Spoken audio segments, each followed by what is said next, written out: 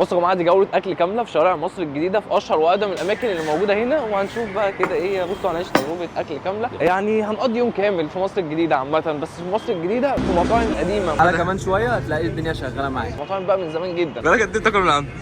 لسه اول. هنبدا كده اول حاجه بالفطار، بس فطار على السريع بقى كده. ساندوتش زنجر من عند عم رأفت. عم رأفت ده من زمان جدا موجود في ميدان تريم في مصر الجديده. هنجيب بقى من عنده ساندوتش كده بسيط كده نفطر منه عشان لسه اليوم كبير. حلاوه مصر الجديده الشجر الكتير اللي موجود فيها. الغريب ان هي مصر الجديده مع ان كل البيوت اللي هنا قديمه. انت لو هتشوفها، لو انت جاي من بره مصر او جاي من اي محافظه ثانيه، فانت هتقول عليها مصر القديمه مش مصر الجديده. عند بقى ميدان تريم في وشه على طول الجنب التاني هتلاقوا عم رأفت. هو اصلا غير اليافطه، غير الاسم، كان اسمه عم رأفت دلوقتي بقى اسمه رأفت. غير التصميم خالص بتاع الواجهه خالص. مكان موجود من سنه 1955. مشهورين قوي بقى بساندوتش الزنجر بتاعهم. فتعالوا كده نجيب الساندوتش ده وبعد كده نشوف بقى هنكمل اليوم التاني عامل ازاي بقى. بصوا من كل مكان هناكل اكله خفيفه عشان نعرف نكمل في بقيه اليوم. لسه ما عملتش لايك للقناه اعمل، لسه ما عملتش بقى سبسكرايب للقناه اعمل، وتعالوا نبدا.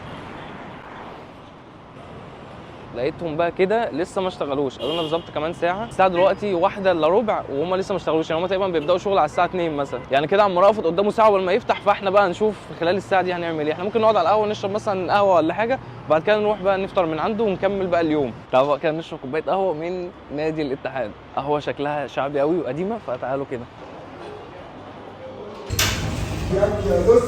عايز قهوه مانو فنجان. هتشرب ايه؟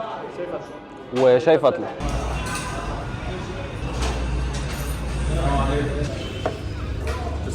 الله ينور. كوبايه قهوه مانو فنجان. القهوه حلوه قوي مظبوطه، بس دي مش مانو، دي زياده قوي كمان. السلام عليكم. عايز ساندوتش زنجر جبنه. بكام هو؟ 85 كده. طلبنا الساندوتش. شوف بقى يقعد وقت قد ايه. يعتبر اعطينا له البون الساعه 1:41. على فكره الراجل لسه فاتح دلوقتي، يعني ما حدش تظلمه. يعني لسه على فاتح؟ كمان شويه هتلاقي الدنيا شغاله معاك. بالك قد ايه بتاكل من عنده؟ لا كتير، ده سنتين. هو ونفس الطعم ونفس هو بتاع زمان. والله العظيم. بالك قد ايه بتاكل من عنده؟ لسه اول.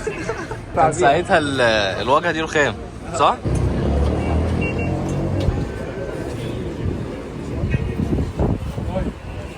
هنبدا بقى اول حاجه بالفطار بساندوتش الزنجر من عند عم رأفت. هو نفس الباكجنج القديم بس غير اليافطه كده. ده شكل الساندوتش. المفروض ان ده جبنه 85 وفي كميه زنجر عملاق. ساندوتش كبير يعني. انا مش عارف الساندوتش ده اكله ازاي. ساندوتش عملاق. حاسس بحاجه غلط. حاسه بانيه قوي ومفيش طعم تتبيله. هو طعم زيت باين جدا. ندوق تاني. بص هو الزنجر تحسه بانيه بيتي قوي، بيبقى واخد خس واخد شيدر. هو طعم الشيدر مش باين خالص الصراحه. يعني هو ساندوتش في العموم شغال. السلام عليكم. بكام الطبق؟ طبعا من 20 هتدفع 53. التلاته ب50. طب انا هاخد طبق، بس عايز بقى طبق يبقى مسكر كده زيك. انت عايز حبيب قلبي. انت على طول واقف هنا؟ الطبق ده؟ تسلم ايدك. بصوا الطبق عامل قلت لي عامل كام؟ الطبق عامل 20. طب ولو هاخد زعزوعه كامله كده عامله 15. تعرف زمان دي وانا صغير كنت بطلع من المدرسه واجيب واحده قد دي بقى 3 مرات. كمان مش هجربها في الشارع. استنى حاسبك بس الاول. حبيب قلبي ماشي. تعالوا بقى كده نجرب. لو وحش هرجعه. ماشي. بص ده كده شكل الطبق. تعال نجرب الكبيره دي. اللي انا عارف كل ما بيبقى تخين اكتر كل ما بيبقى احلى ومسكر اكتر، صح؟ ايه الحلاوه دي؟ تسلم ايدك والله. جامده قوي. بص هو قصب عادي متقشر، بس تجربه يعني الناس اللي ما جربتش القصب متقشر. تسلم ايدك.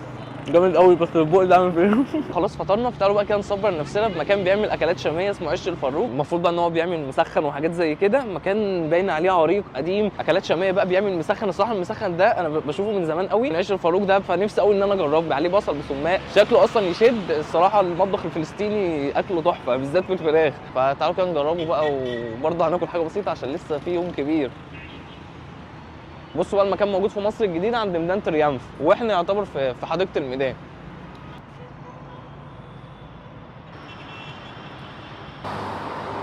في وش ال جي على طول الناحيه الثانيه. مكان هتلاقوه صغير كده. مكان قديم قوي. مكان تحسه تراثي اصلا، قديم وعريق. حتى كمان عندهم الكاشير اللي هو القديم بتاع الزراير ده، تحس اللي هو كاسيا. بص ده كده المنيو بتاعهم. عندهم فراخ وعندهم حواوشي عيش شامي، عندهم برجر، عندهم معجنات كمان، وعندهم سلطات. احنا ممكن نجرب الفراخ وممكن نجرب كمان الحواوشي. صوت العصافير في كل مكان.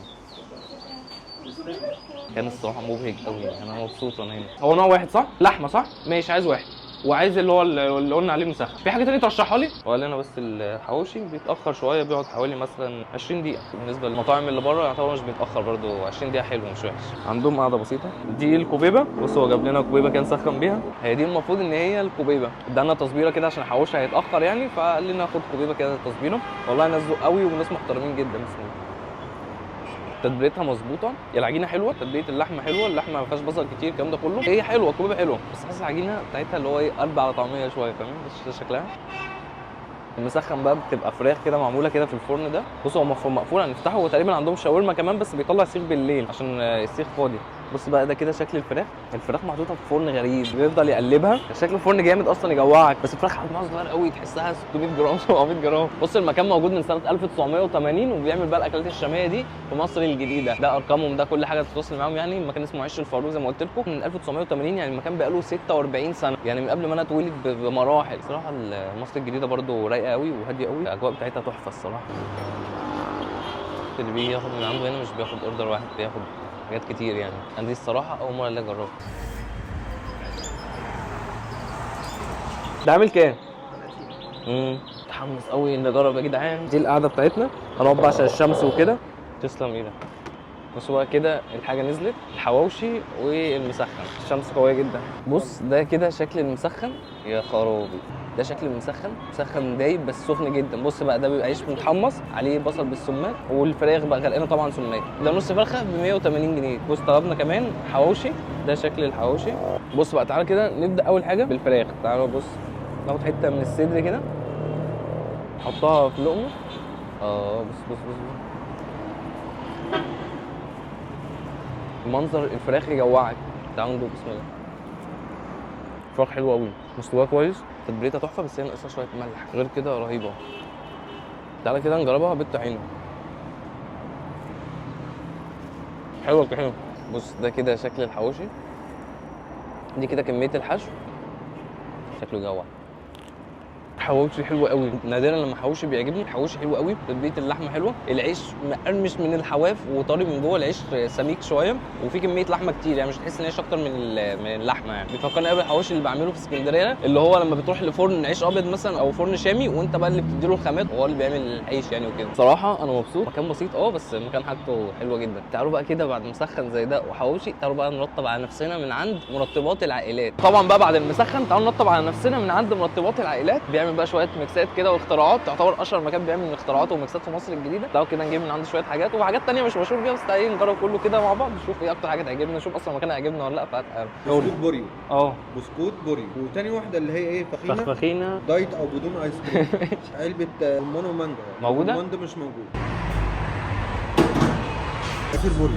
اه. بسكوت البوريو ده بسكوت بوريو مضروب باللبن والايس كريم.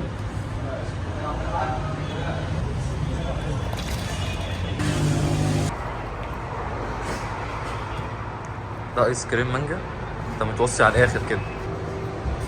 بص هو كده كده يعني ايه، انا متوصي بيك فكريمكم يعني. تسلم ايدك. يبقى قلبي. تعالى كام مانجا تاني. دي المكسرات. كل دي مكسره. صاير بقى. بس هيطلع كده ولا ايه؟ هيطلع كده للناس ولا الشكل ده؟ طبعا. هو بياخد فراوله كده كل ده؟ انت كده بتهزر. بس دي هتاخد ايه تاني؟ مش هتاخد حاجه تاني. والمفروض عليها بس انا ايه هختار لك الوقت تاخد ايس كريم من اختيارك ولا نوع واحد؟ اللي انت عايزه. اختار انت اللي انت عايزه. خلينا مع ده حليب. مع بعض فانيليا ومانجا. ماشي زي ما قلت فانيليا ومانجا. تمام. دي اول واحده. ماشي. الثانيه ايه بقى؟ واحده وهي القذافه. ده قطع موز وعصير مانجا ده بلح وبلح. ومعانا هنا ايه بسكوت بوريو. يا خرابي بهدله بهدله بهدله. بص بقى تعال نجرب الفخفخينه. بص بقى ده بيبقى ميكس فراوله مع تفاح مع موز مع عصير مانجا مع عصير فراوله مع مكسرات مع عصير فراوله مع عصير مانجا تاني مع فراوله تاني، ميكس كده كتير قوي مع بعض مع ايس كريم. جبنا ميكس بين الايس كريم الحليب وايس كريم المانجا، يعني هو ميكس كبير جدا، ميكس كتير قوي، فانا مش عارف الصراحه ايه كل ده. ميكس حلو قوي، ده ميكس فواكه الموسم ب 90 جنيه. عايزين خلي بالكم مش بتطلع بالحاجات من هي بتطلع اقل شويه، بس هي جامده الصراحه. احنا دلوقتي كده خلاص يعتبر خلصنا مرتبات، تعالوا ندخل بقى نصلي العصر وبعد كده نطلع بقى نتغدى بقى مشويات.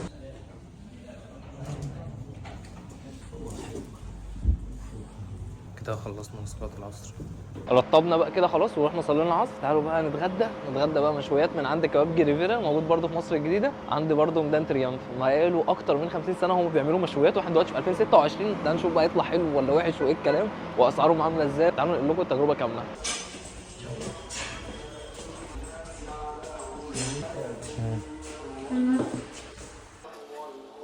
ده كده المنيو بتاعهم. طبعا هنا مكتوب بالكيلو، تقدر انت تاخد ربع او تلت او نص كده يعني. عندهم كمان سندوتشات برضه، عندهم حاجات كتير. ايه اكتر طاجن بتطلب عندكم او احسن طاجن؟ يعني ترشح لي ايه، انا اول مره اجي المكان اجربه. المكان بقاله قد ايه؟ من 1941؟ ما شاء الله المكان عريق. قول لي بقى خد طاجن ايه مثلا؟ احنا قلنا الحمام لا لسه، يبقى هناخد طاجن لحمه بالبصل، ولا خلينا تقول لي انهي اللحمه بامان؟ الطلب بيبقى خضار مشكل فيه كل انواع الخضار. خلاص خلينا في لحمه بالبصل. بينزل سلطات وكده صح؟ بطلبه. طب عايز طبق سلطه؟ خليه طبق طحينه. في حاجه ثانيه ممكن ناخدها؟ بينزل معاه رز لحمه بالبصل. طب طبق رز شعريه. بربع بربع شبه كباب طاجن البصل واحد طحينه وواحد رز. ناس محترمه جدا، ذوق جدا. انا شايف الاسعار حلوه مش غاليه جدا يعني. طاجن اللحمه بالبصل ده ب 175. كاتبين كمان هنا بقى في المنيو لحوم بلدي 100%. تعالوا نشوف كده. طلبنا الاوردر بالظبط الساعه 3 و32 دقيقه. شوف بقى الاوردر هياخد قد ايه، حوالي 10 دقايق ربع ساعه. ماشي معاك لحد ثلث ساعه يا عم الحاج. متحمس الصراحه اجرب، حاسس هنجرب تجربه مشويات مختلفه.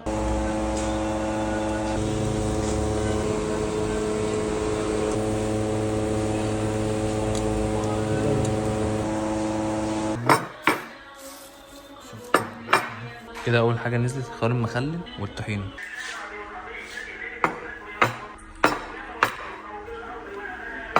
بص بقى كده ربع الطرف نزل والريش والكباب، حاجه شكلها خطير. ده اللحمه بالبصل صح؟ ماشي. بص بقى احنا طلبنا مشويات وطاجن لحمه بالبصل، فتعالوا نبدا كده. اول حاجه بالريش اللي شكلها خاطف قلبي من ساعه ما جيت. بص اشمعنى دي اكبر من دي؟ بس ده حجم الريش، ريش كبيره مليانه لحم. ده كده شكلها بسم الله. الريش حلو قوي، تتبيلتها تحفه، تسويتها تحفه. لا الصراحه ولا كلمه. تعال ندخل على الكباب. بص ده شكله، ده كباب ضاني مش بتلو، منظره مش طبيعي. قد هنا مستوى كويس فنشفت. زبده مفيش كده يعني بجد. انا كواحد بحب اكل مشويات استمتع بيها، ما بحبش اكل معاها طحينه او اكلها بعيش. انا بحب اكلها كده عشان استمتع بيها واحس بطعمها واحس بتتبيلتها. تعالوا ندخل على الطرب. بص ده شكل الطرب، صباع طرب صغير بس مدملك. جوسي قوي حرفيا. بينزل فيه عصاره كتير، مستوي كويس، تتبيله حلوه، تتبيله اللحمه المفرومه جوه حلوه، لفه المنديل ولا كلمه بجد. بص بقى ده طاجن لحمه بالبصل، بس هنا بقى بيعملوه بالبصل الصحيح مش بيعملوه ببصل الشرايح يعني. في لحمه ضاني برضو. كده بقى اتغدينا غدا متين يعتبر. الصراحه مشويات عالميه عند ريفيرا ده موجود في مصر الجديده عند يعتبر ميدان تريامف. تعالوا بقى كده نتمشى شويه، نخدم، وممكن لو لقينا اي حاجه على السكه نشربها، وبعد كده بقى نروح نتعشى عشان نختم اليوم بقى على كده، عشان كفايه كده بجد، عشان انا خلاص مش قادر. لو وصلت لحد هنا ولسه ما عملتش لايك للفيديو اعمل، وما تنساش بقى السبسكرايب، وتعالوا نكمل الجوله.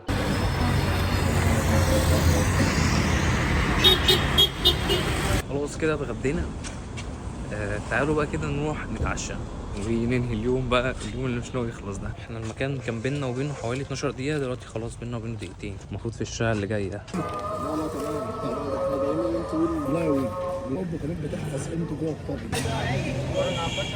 دلوقتي طلبنا الاوردر، عقبال بقى ما جاهز رحنا صلينا المغرب ورجعنا تاني، وهنشوف بقى الاكل هيطلع حلو ولا وحش ولا لا. ده بقى اخر حاجه نختم بيها كده النهارده. جوله عريقه الصراحه، اكلنا حاجات كتير قوي. فتعالوا كده بقى اخر حاجه نختم بيها اكل سي فود محترمه، وبعد كده بقى ننهي اليوم على كده. وكفايه بقى جوله في مصر الجديده لحد كده.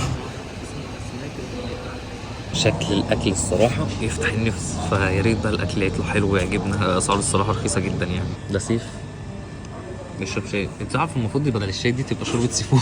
بص بقى كده اول حاجه نزلت الجمبري الراس وديل المقلي، والجمبري البتر فلاي. نزل طبعا السلطات بتنجان وليمون وهكذا بقى، وفلفل ومخلل وطحينه. نزل كمان بقى البلح بحر والعيش، ونزل لنا بقى 2 شاي. تعالوا ندخل كده على طاجن الميكس. ده اسمه طاجن عنتره. يا خرابي، ده فيه جمبري وبطارخ وبيض صبيط. نار نار بتاع الجمبري الرسودي. جمبري رسودي الحلو تتبيلته حلوه. هنخش على المكرونه السي فود. بص دي فيها جمبري وسبيط، يا نهار ابيض منظرها مش طبيعي. تقدر تختار بقى جمبري او جمبري وسبيط الاتنين مع بعض بيبقوا نفس السعر. جبنا كمان جمبري باتر فلاي، وجبنا كمان بلح بحر وشوربه سي فود. طبعا بقى نزل سلطات كتير. صراحه تجربه حلوه. مكان موجود في مصر الجديده في شارع صلاح الدين. وبس كده يا جماعه، كده بقى ننهي اليوم جوله كامله. مش قادر حرفيا يعني، قضينا جوله كامله في مصر الجديده. لو وصلت لحد هنا ولسه ما عملتش لايك للقناه اعمل، وما عملتش لايك للفيديو اعمل، وما عملتش سبسكرايب اعمل، واكتب لنا بقى في الكومنتات ايه رايك في الحلقه دي والجوله دي. وبس كده يا جماعه، كان معاكم جو ناصر. سلام.